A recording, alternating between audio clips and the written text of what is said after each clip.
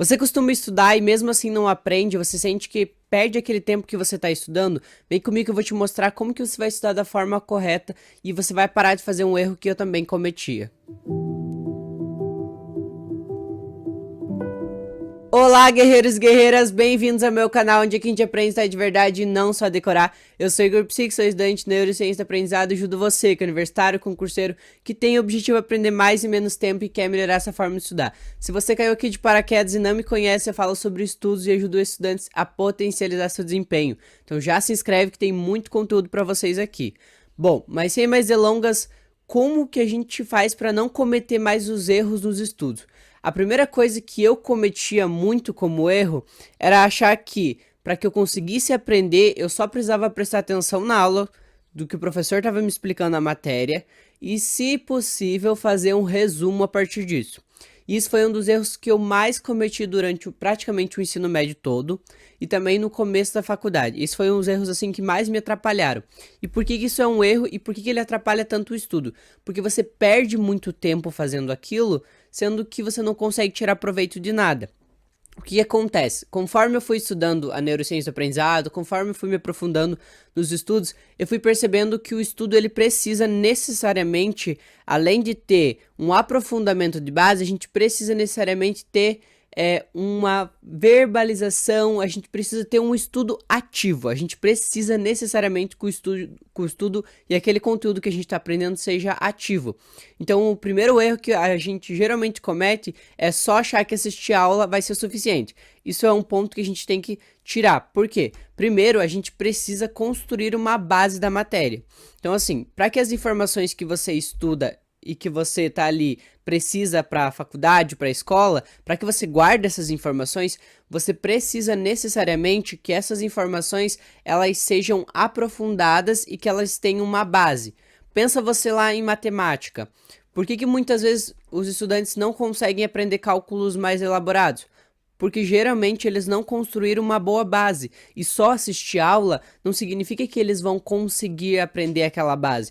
Por quê? Quando você está em sala de aula, o que o professor está explicando ali o conteúdo é para que você consiga compreender. E muitas vezes você consegue compreender, mas isso não garante que você crie uma base daquilo. E quando eu digo criar uma base, é você pegar, se voltar ao livro ali do começo, do que é aquela informação, como ela funciona. Então, por exemplo, a gente está falando lá ali de matemática. Tá, o que é um cálculo, como que ele funciona, eu tentar entender a base, entender como primeiro de tudo, como que funcionam os cálculos básicos de mais e menos, vezes, dividir, aprender primeiro ali as questões da tabuada, para que depois eu consiga me desenvolver em questões que são mais elaboradas quando a gente começa a avançar lá, por exemplo, em física, que a gente tem cálculos um pouco mais elaborado.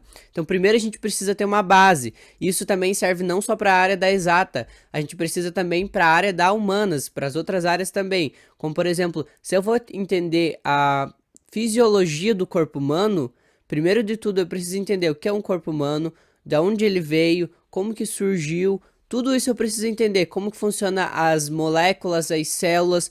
Eu preciso ter uma base desse conteúdo para que eu avance, por exemplo, para entender que o intestino é um segundo cérebro, por exemplo. A gente precisa primeiro aprender a base para depois avançar os outros fatores. Esse foi o erro que vocês não podem mais cometer, que eu acho que a maioria aqui comete. Então, primeiro de tudo, eu vou estudar uma base antes de qualquer coisa. Então, eu preciso construir uma base. Se o professor lá deu uma aula sobre microbiota, primeiro eu preciso entender o que é uma célula antes de entender o que é uma microbiota. Então, primeiro eu estudo célula, tá, aprendi o que é célula, agora sim eu aprofundo em microbiota. Isso vai fazer com que você já tenha uma base e um norte maior do conteúdo. Não vai fazer com que você aprenda coisas mais elaboradas sem antes ter aprendido a base. Isso vai fazer total diferença no teu estudo. E o segundo fator que eu já tinha abordado aqui na introdução é que todo e qualquer estudo precisa necessariamente ser ativo. E por que isso é tão importante? Porque se você não pratica aquela informação que você tem guardada, ela vai, conforme o tempo vai sendo esquecida. E isso acaba sendo um problema, porque muitas vezes a gente precisa dessas informações para reutilizar, para utilizar em uma prova, em um concurso, seja qual for o seu objetivo aqui com o estudo. Mas você precisa que essas informações fiquem retidas. E a melhor forma de você reter, isso foi comprovado cientificamente, se eu conseguir eu deixo aqui o link do artigo para vocês, foi comprovado que o estudo precisa necessariamente ser ativo. Então, ler as informações é importante? estudar a informação no livro ali, como eu falei pra você, estudar na base é importante? É, mas não pode ficar só por isso. Você precisa praticar a partir daquilo que você estudou. Então você não pode cometer o erro de só ler o livro ali sobre a matéria e achar que isso é suficiente. Você precisa praticar esse conhecimento novo que você adquiriu. E por isso que eu gosto muito, que aí eu já puxo o terceiro ponto, que é a técnica Feynman. Eu adoro a técnica Feynman, todo mundo aqui escuta eu falar muito sobre ela, porque a técnica Feynman, ela é uma ferramenta muito interessante para que você pratique aquilo que você estudou. O que é a técnica Feynman? O Feynman, que é o Richard Feynman, ele é um cara muito conhecido em relação aos estudos, porque ele ganhou o Prêmio Nobel da Física, então ele é bem conhecido aqui no mundo de estudos. E o que ele fez? Ele elaborou um método onde a gente tem que seguir alguns passos. Primeiro de tudo é estudar o tema, que eu falei para vocês sempre estudarem na base. O segundo ponto que ele fala é que vocês peguem esse conteúdo que vocês estudaram e tentem explicar para uma criança. Mas quando ele está falando explicar para uma criança, ele não está falando necessariamente que vocês peguem uma criança e vocês coloquem para explicar a matéria para elas. Não, o que é o objetivo que ele faz? É que ele quer que vocês peguem a matéria que você estudou e tente explicar a ele, tentando explicar como se fosse para uma criança, ou seja, tentando deixar o conteúdo mais simples possível. Então, assim, como que eu explico, que eu estava usando aqui de exemplo, a microbiota? Como que eu explico o que é uma microbiota para uma criança? Isso é uma coisa que a gente precisa tornar uma coisa que era difícil, fácil. Quando a gente faz isso, a gente está facilitando o conteúdo e ainda assim está praticando, a gente está falando sobre aquele conteúdo. Então, automaticamente, a gente está fazendo um estudo de prática, então a gente está praticando aquela matéria. E aí ele fala que na sequência, a partir disso, de você praticar essas informações, ele fala para você identificar gaps. O que seria gaps? Gaps na tradução do inglês, ali, uma tradução literal, seria lacunas, buracos, vãos, seja como você quiser traduzir. Mas o que seriam essas lacunas? São essas lacunas que você tem no teu conteúdo e no estudo que você fez. Então, por exemplo, quando você começa a explicar ali a matéria, você vai perceber que alguns pontos, alguns tópicos do conteúdo que você estudou, você não consegue explicar. Isso é uma gap, significa que aquela informação não ficou bem consolidada e que, por consequência, você precisa reestudar essa matéria. Então, você precisa... esse tópico eu não entendi direito, eu não consigo explicar sobre ele. Então eu volto nesse tópico e reestudo esse tópico. Quando você faz isso, você está preenchendo as suas lacunas e está praticando a forma como você está estudando. Isso é estudar de forma ativa. O Feynman, ele traz essas informações muito bem claras para que você pratique aquilo que você estuda. Não adianta eu só ler, eu preciso praticar aquelas informações. E a terceira ferramenta que eu sempre bato na tecla aqui com vocês é que para ter um estudo ativo a gente precisa necessariamente ter um esforço cognitivo. Ultimamente a gente tem muitas pessoas com preguiça de relembrar aquilo que estudou, preguiça de guardar informações. Então quando uma pessoa pede para você lembre daquilo que você leu do livro, a pessoa já não lembra mais. Isso é porque a nossa memória está cada vez mais sendo destreinada. Isso é um problema muito grande. E os estudantes precisam de uma memória boa. E como que a gente faz para treinar a nossa memória? É através do esforço cognitivo. O esforço cognitivo é você pegar uma informação e se esforçar para relembrar ela. Então, por exemplo, a gente estudou sobre microbiota. Dali uma semana, você tenta relembrar aquelas informações.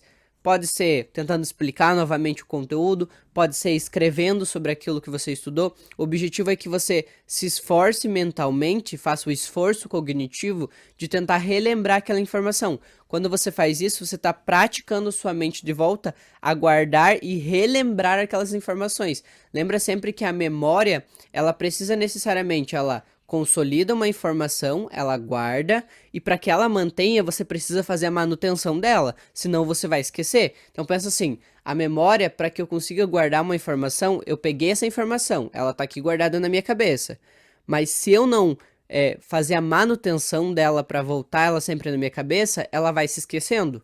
Então eu preciso fazer necessariamente uma manutenção. E como que eu posso fazer isso? Relembrando o conteúdo através do esforço cognitivo. É dessa forma que você consegue tirar um estudo mais proveitoso e dessa forma que você faz para que se estude da forma correta. E se você chegou até aqui, significa que você quer aprender a estudar de verdade, que você quer melhorar essa forma de estudar. Então eu sugiro você se inscrever aqui que eu solto vídeo segunda, quarta e sexta, sempre com conteúdos novos para te ajudar a aumentar seu desempenho. Eu também te convido a me seguir no meu Instagram, tá aparecendo aqui para vocês, @IgorPsico.